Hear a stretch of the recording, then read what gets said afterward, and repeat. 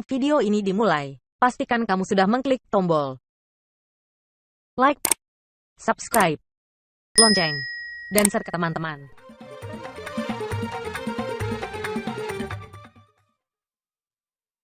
Bismillahirrahmanirrahim. Alhamdulillahirabbil alamin. Wassalatu wassalamu ala asyrafil anbiya'i wal mursalin wa ala alihi wa sahbihi ajma'in. Asyhadu an la ilaha illallah wa asyhadu anna Muhammadan abduhu wa rasul. Nabiul Mustafa Muhammadin sallallahu alaihi wasallam. Uhayyukum bi tahiyyatil Islam, tahiyyatas salam, tahiyyata alal jannah. Assalamualaikum warahmatullahi wabarakatuh. Ini karena pagi dingin atau jemaah kurang. Kita ulang sekali lagi. Assalamualaikum warahmatullahi wabarakatuh.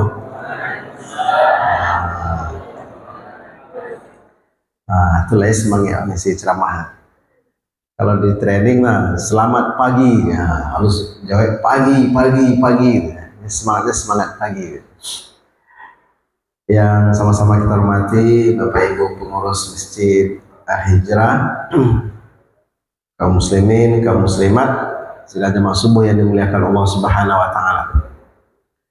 Kita memuji bersyukur kepada Allah Subhanahu wa taala, zat yang senantiasa melimpahkan rahmat dan karunia-Nya kepada kita bersama. Kita memuji bersyukur kepada Allah yang telah menghidupkan kita kembali setelah kita mati beberapa jam. Itulah makna dari doa yang kita baca ketika kita bangun tidur. Alhamdulillahilladzi ahyana ba'dama amatana.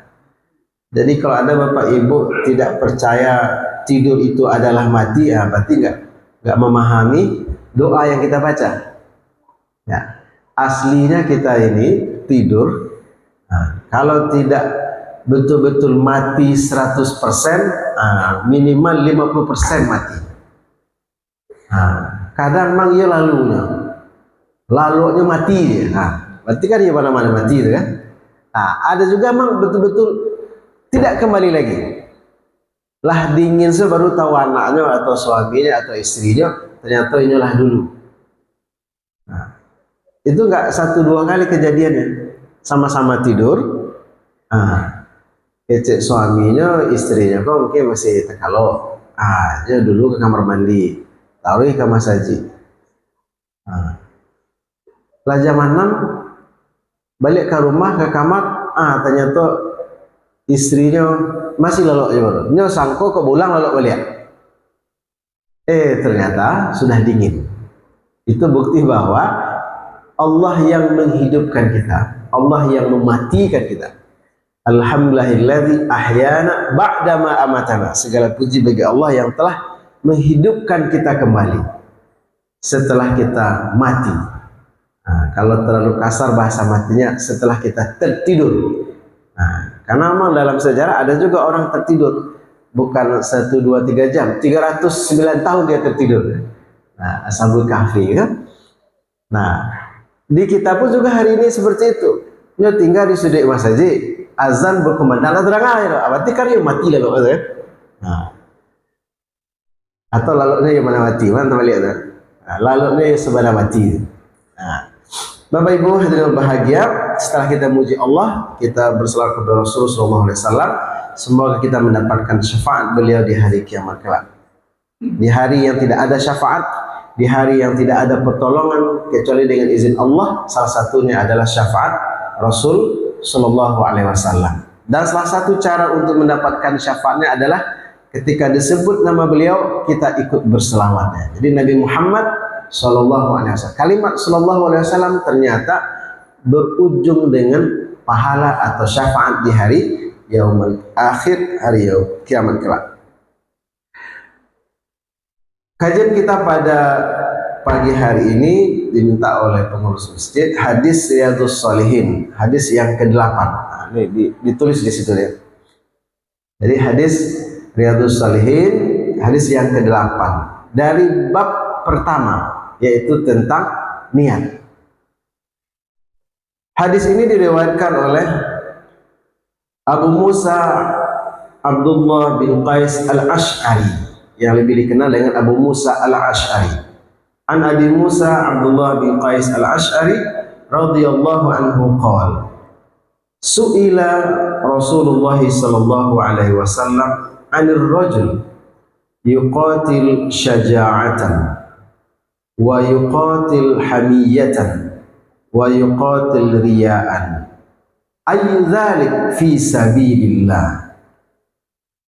Faqala Rasulullah sallallahu alaihi wasallam, man qatala litakuna kalimatullahi hiyal ulya fahuwa fi sabilillah. Muttafaqun alaih. Hadis ini diriwayatkan oleh Abu Musa al-Ash'ari radhiyallahu anhu arda, semoga Allah meridainya. Abu Musa mengatakan bahwa Rasul sallallahu alaihi wasallam pernah ditanya. Kalimat yang digunakan oleh Abu Musa al-Ash'ari adalah fi'il madhi dalam bentuk majhul, dalam bentuk pasif. Su'ila, akar katanya sa'ala, sudah bertanya. Yas'alu, sedang atau akan bertanya. Su'ila, ditanya. Rasul sallallahu alaihi wasallam pernah ditanya. Siapa yang bertanya? Tentu para sahabat. Para sahabat bertanya kepada Rasul. Nah, itu bahasa aktifnya. Kalau dibalik, Rasul pernah ditanya oleh para sahabat. Tentang apa Rasul ditanya oleh para sahabat? Tentang orang yang berjihad, orang yang berjuang karena semangat keberanian. Yuqatil syaja'atan, karena semangat keberanian. Kemudian yang kedua, yuqatil hamiyatan, orang yang berjuang karena emosi yang bercampur dengan kemarahan, kesombongan, sehingga energinya keluar luar biasa. Wa yuqatil riya'an, dan orang yang berjuang berjihad karena ingin mendapatkan pujian. Nah, manakah dari tiga ini, dari tiga kelompok ini? Ayzalik fi sabilillah. Dari yang tiga kelompok ini, mana yang dikatakan fi sabilillah, yang berjuang karena Allah Subhanahu wa taala, yang berjuang sungguh-sungguh mencari ridha Allah Subhanahu wa taala? Faqala Rasulullah SAW. Apa jawaban Rasulullah SAW? Man qatala litakuna kalimatullahi al-ulya fahuwa fi sabilillah. Pertanyaannya, orang yang berjuang karena keberaniannya, orang yang berjuang karena amarah atau emosi yang bercampur dengan kesombongan, karena dia mungkin tersinggung. Orang yang berjuang ingin mendapat pujian. Dari ketiga-tiga ini, siapa yang dikategorikan mujahid yang berjuang di jalan Allah? Ternyata jawaban Rasul tidak satu, tidak dua, juga tidak tiga.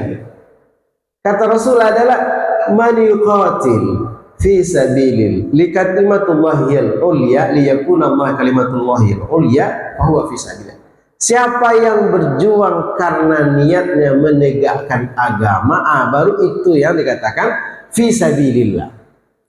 Nah, jadi kayak jauh panggang daripada api kan. Nah, lain tanya A B C, ditanya A B C, jawabnya D. Nah, inilah yang menjadi alasan para ulama memasukkan hadis ini ke bab niat. Bahwa mungkin saja ada orang pertama berjuang di jalan Allah, dan berjuang ini tingkatannya sangat banyak, dari yang paling rendah sampai yang paling tingginya itu adalah memang mengangkat senjata berperang, seperti saudara kita di Palestina itu. Nah, karena keberaniannya. Ternyata keberanian tidak bisa memberi jaminan garansi dia dianggap fi sabilillah. Atau karena dia tersinggung, marah, emosi luar biasa sehingga energinya keluar semuanya, Yang biasanya mungkin dia bersabar, dia menahan diri, tapi karena tersinggung emosi, mungkin dia biasanya bisa mengelak, menahan diri, sekarang dia lampiaskan, dia lawan. Mungkin yang dia bunuh 1, 10, 100 orang karena sebegitu emosinya dia. Atau karena berulang-ulang dia berjuang di jalan Allah, muncul keinginan, ingin dapat pujian, tersanjung. Oh hebat dia, oh memang dia luar biasa, ingin dapat sanjungan seperti itu. Ternyata ketiga-tiga ini dikatakan oleh Rasul tidak dikategorikan sebagai mujahid fi sabilillah, tidak dikategorikan sebagai mujahid, tidak dikategorikan orang yang niatnya lurus, tidak dikategorikan orang yang nanti akan mendapatkan pahala langsung masuk surga. Bapak Ibu sekalian, tadi saya katakan di awal, inilah alasan kenapa para ulama memasukkan hadis ini ke dalam bab niat. Nah, yang kedua, inilah bukti bahwa niat itu tidak dilafazkan, tapi niat itu di dalam hati. Zahirnya mungkin orang itu hebat luar biasa. Kenapa? Karena nampak, terukur, teruji. Kalau dia seorang prajurit tentara misalnya, latihannya berulang-ulang, kemudian tempur bolak-balik, pasti muncul keberanian. Kadang tanpa dia sadari, karena dia hebat, karena dia lihai, karena dia punya keahlian yang luar biasa, sudah spek di bidangnya, dia sadari atau tidak, muncul keangkuhan, muncul kesombongan. Karena berulang-ulang dia berhasil, nanti puncaknya dia ingin mendapatkan pujian. Apalagi kalau seandainya diberi tanda jasa, pasti begini gaya jalannya lagi kan? Dan itu manusiawi semuanya. Siapapun kita, ya, kecuali sudah berubah jadi malaikat. Kalau manusia, pasti. Kalau dia ada masalah, mungkin dia awalnya takut. Tapi setelah dia sadar, setelah dia punya kemampuan, setelah dia punya keahlian, mungkin muncul keberanian. Setelah muncul keberanian berulang-ulang, mungkin dia dianggap hebat, berjasa, dipuji oleh orang. Atau dia awalnya adalah orang yang penyabar, orang yang bisa menahan diri, tapi tiap sebentar disinggung perasaannya, akhirnya apa? Melawan juga dia. Ini ceritanya tentang jihad, qital, perperangan. Dalam kehidupan sehari-hari juga sama. Kita nih lah misalnya di rumah tangga atau dalam bertetangga, bermasyarakat. Kita dicemooh oleh orang, diam, ya, sabar dulu. Udah 2 kali kita tahan juga. Yang ketiga kali tidak tahan kita lagi, apa yang dapat? Batu kita lempar sama dia kan? Dapat pisau kita tusuk sama dia.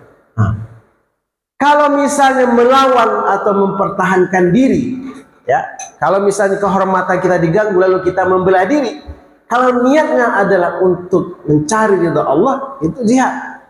Tapi kalau berulang-ulang, oh dia pendekar, oh dia hebat, oh dia luar biasa, mungkin meleset.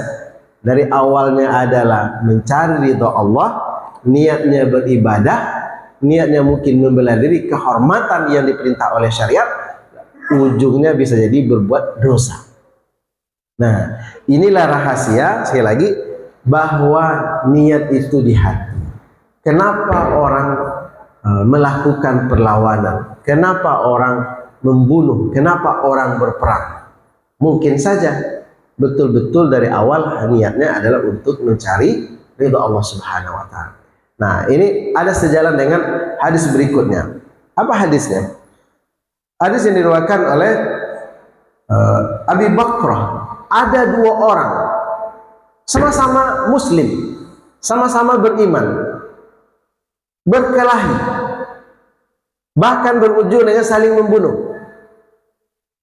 Lalu ditanya oleh para sahabat, siapakah di antara orang yang berdua ini masuk surga? Atau siapa di antara kedua ini mungkin masuk neraka? Kata Rasulullah SAW, kedua-duanya masuk neraka. Al-qatil wal maqtul finnah. Padahal sama-sama beriman, sama-sama muslim. Kenapa? Karena apa? Karena mungkin saja yang membunuh, ya, yang berkelahi itu, yang memulai pertama itu niatnya adalah ya, karena sakit hati, karena ingin mengalahkan, karena ingin mengakui dialah paling hebat. Nah, jadi niatnya dari hati ingin berkuasa, ingin menguasai, ingin mengendalikan, ingin membuktikan dia paling hebat. Itu dimaklumi kata sahabat. Kalau si pelaku melakukan pembunuhan, wajar balasnya adalah neraka. Kenapa? Karena membunuh itu adalah dosa besar. Tapi kata sahabat, bagaimana al-maktul, orang yang terbunuh kok masuk neraka juga? Nah, kata Rasul SAW, ini masalah siapa yang duluan saja membunuh. Niatnya sama. Kalau tidak membunuh, dia dibunuh. Nah, akhirnya apa? Ketika terjadi perkelahian itu, kata Rasul, dua-duanya sama. Al-qatil wal maktul finnar. Yang membunuh dan yang terbunuh sama-sama di neraka. Kenapa? Karena ini bab niat. Jadi kalau memang niatnya tidak melawan, tidak punya keinginan juga untuk membunuh, baru dikatakan dia ini pasif. Tapi kalau seandainya punya niat juga untuk membunuh, ini babnya siapa yang duluan saja punya kesempatan untuk menghabiskan nyawa. Nah, Bapak Ibu sekalian, ini cerita tentang pembunuhan, cerita tentang jihad, cerita tentang perperangan, tapi dimasukkan oleh ulama hadis ke bab niat. Maka yang kita garis bawahi adalah bahwa memang niat itu di hati. Allah lah yang maha tahu niat kita. Nah, kalau urusan dengan nyawa saja ternyata sangat bergantung kepada niat, padahal itu ujungnya adalah surga atau neraka, apalagi amalan-amalan yang biasa-biasa atau yang ringan-ringan. Sholat itu adalah ibadah utama, puasa adalah ibadah utama, zakat adalah ibadah utama, tapi puncak ibadah adalah jihad. Ternyata walaupun secara zahir dia ingin menegakkan kalimat Allah, ingin memenangkan agama Allah, tetap saja alat ukurnya di mata Allah adalah niatnya masing-masing. Bukan penghargaan, bukan pujian, bukan apresiasi dari orang sekitarnya.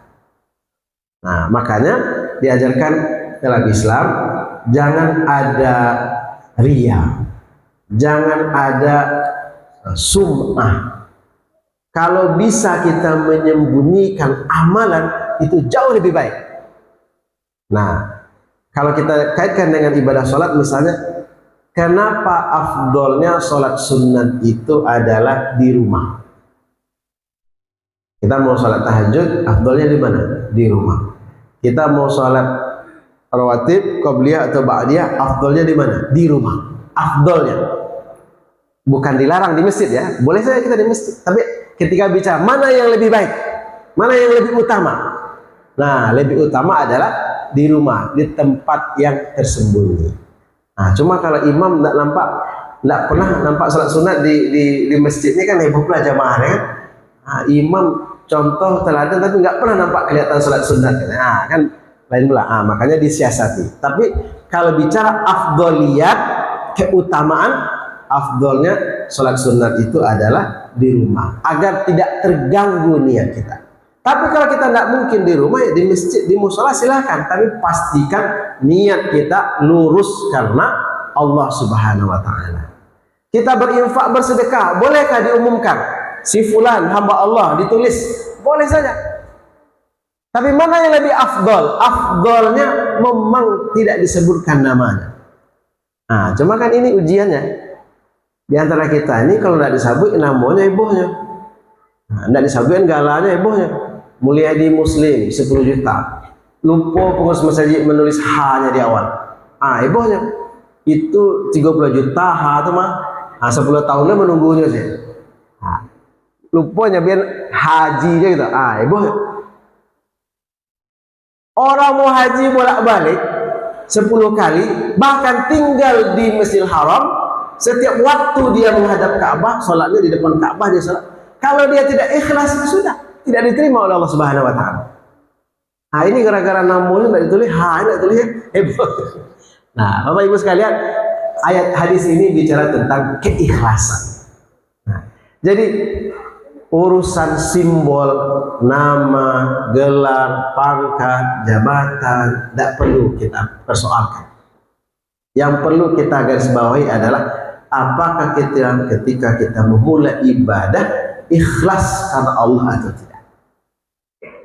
Nah, ini yang harus kita garis bawahi. Nah, yang paling berat itu sebenarnya adalah puncaknya di jihad ini.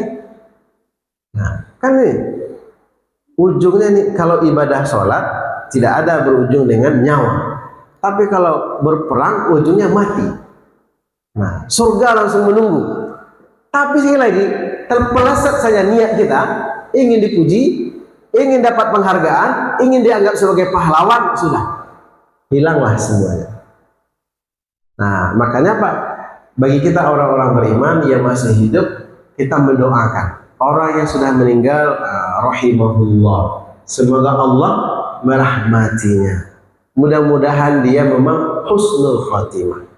Kita yang masih hidup tidak selamat, belum selamat, makanya tidak perlu kita mengharapkan pujian, bahkan tidak perlu kita memuji orang yang masih hidup.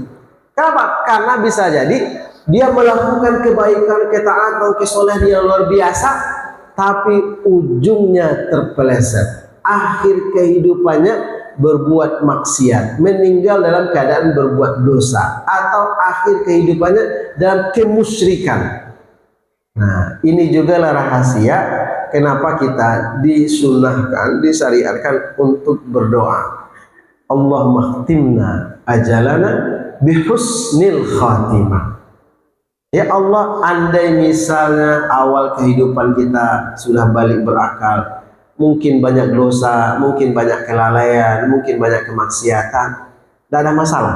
Yang penting di akhir husnul khatimah. Kalau idealnya bagaimana? Idealnya dari awal kita balik sampai meninggal kebaikan saja. Cuma masalahnya kita ini tidak jadi malaikat, itu masalahnya. Nah, kalau awak jadi malaikat, sadarnya memang tidak ada dosa. Nah, sama juga para sahabat di hadapan Rasulullah SAW. Ya Rasulullah, ya Rasul, kalau kami di depanmu, surga di depan mata. Para sahabat juga begitu dulu. Kalau di hadapan Rasul, lah tabayang surga. Sehingga kok ketaatan, kesolehan, zikir, ya gitu ya. Tapi kalau lah pulang, masuk aja orang istri, lupa surga tadi. Terpeleset, berubah niat gitu. Sama juga kita di sini. Dimanapun, di masjid, di musola, surga di depan mata. Kita berzikir, khusyuk beribadah, berusaha seikhlas mungkin. Tapi lah tiba di rumah, lalai. Makanya andai seperti itu, nah kita berharap ujungnya, endingnya tetap husnul khotimah.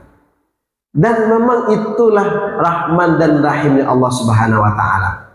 Mungkin saja orang banyak berbuat dosa, berbuat maksiat, tapi amalan terakhirnya betul-betul ikhlas karena Allah Subhanahu wa Ta'ala, maka insya Allah tetap balasannya surga. Ini juga lah makna dari hadis Rasulullah SAW, man qala la ilaha illallah dakhalal jannah. Syariat kenapa kita mentalkinkan orang yang sedang sakratul maut dengan kalimat la ilaha illallah, disuruh berulang-ulang agar kalimat la ilaha illallah itu betul-betul dari hatinya. Andai dia berbuat maksiat sebanyak-banyaknya, ya, sebelum dia meninggal ini, Allah beri garansi, Rasul beri garansi, man qala la ilaha illallah dakhalal jannah. Siapa yang akhir kehidupannya adalah la ilaha illallah, dijamin masuk surga. Bahwa nanti diceburkan dulu ke neraka itu urusan dia dengan Allah, tapi nanti ujungnya adalah surga. Nah, kenapa harus diulang-ulang? Untuk memastikan dalam hatinya memang dari niat ikhlas karena Allah Subhanahu wa Ta'ala. Kenapa? Karena sekali dua kali orang melafazkan la ilaha illallah, kadang tidak lurus niatnya. Nah, ini jugalah terakhir, ini jugalah dalam mazhab Syafi'i atau pengikut Syafi'iyah mengatakan ini, kenapa kita dianjurkan membaca ta'awuz padahal kita akan sholat nih, kan sholat orang imam garim kemat la ilaha illallah, terus imam mengatakan istau wa'tadilu, Nah, dalam mazhab Syafi'i kita langsung disuruh berdiri betul, tegak lurus. Sebelum takbiratul ihram, a'udzubillahi minasyaitonirrajim.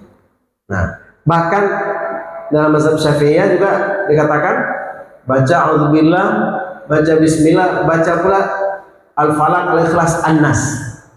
Supaya apa? Supaya jangan terganggu niatnya. Kenapa? Karena yang mengganggu niat itu allazi yusmisu fi sudurin nas minal jinnati wan nas. Nah, sangat mungkin itu terjadi. Nah, andai kita tidak bisa membaca itu, minimal auzubillahi minasyaitonir. Kita berlindung kepada Allah dari godaan syaitan. Kenapa? Karena godaan masalah hati ini sangat luar biasa. Contoh, imam bagus bacaannya. Kecil jemaah, mantap bacaan imam gini aja. Sampai ke imam. Tadi dipuji dari jemaah bacaan bagus. Terganggu hatinya. Rusak ibadah kan? Atau kita sama-sama nih. Tumben gagah baju gini mah, rancak baju di mana balik itu. Muncul sakit hati. Muncul ketersinggungan. Jadi Bapak Ibu sekalian, sangat mudah ya niat kita ini berubah. Bahkan yang paling berat itu memastikan niat kita ini lurus, ikhlas dari awal sampai akhir adalah dalam sholat. Kenapa? Karena sangat mungkin ketika akan takbiratul ihram dia khusyuk, berusaha untuk khusyuk, niatnya ikhlas. Sudah takbiratul ihram, Fatihah, ruku, khusyuk, ikhlas. Tapi di pertengahan atau nanti di tasyahud hilang khusyuknya, terganggu keikhlasannya, macam-macam. Atau kekhusyukannya bisa dia pertahankan, keikhlasannya lagi. Karena ini dua hal yang berbeda kan? Niat ikhlas di hati, khusyuk rasa diawasi, rasa dipantau oleh Allah. Kan luar biasa, menikmati ibadah sangat berat. Nah, maka kembali kepada hadis ini, bahwa hadis ini berbicara tentang jihad itu betul. Tapi karena dimasukkan ke bab tentang niat, maka kita pahami begitu sulitnya menjaga keikhlasan. Tapi walaupun dia sulit, dia bisa diusahakan, dilatih, diulang-ulang. Nah, salah satu caranya secara amalan zahir, kita senantiasa berlindung kepada Allah dari bisikan syaitan. Kita berlindung kepada Allah terjauh dari sum'ah, ingin dipuji, ingin disanjung. Karena apa? Karena kita sesungguhnya mengharapkan pujian sanjungan dari Allah, bukan pujian sanjungan dari manusia. Pujian sanjungan dari manusia akan menipu kita. Pujian sanjungan dari Allah akan bernilai pahala. Amalan itu kecil, tapi ikhlas nilainya bisa besar. Amalan itu besar, tapi tidak ikhlas, maka nilainya nol di hadapan Allah Subhanahu wa Ta'ala. Apa contoh? Mengambil duri di jalan, mengambil paku di jalan, kita singkirkan. Tidak ada orang melihat kita, tapi kita ikhlas supaya saudara kita yang lewat, yang punya motor, yang punya mobil tidak bocor bannya. Kecil, bahkan tersenyum saja kepada teman bernilai sedekah kalau kita ikhlas. Satu buah masjid besar kita bangun, kita membayar semuanya. Berapa biayanya? 500 juta, 1 miliar. Tapi tidak ikhlas, hilang nilainya. Apalagi seperti ini, ujungnya mati, tapi tidak ikhlas, maka menjadi sia-sia. Billahi taufiq wal hidayah. Assalamualaikum warahmatullahi wabarakatuh.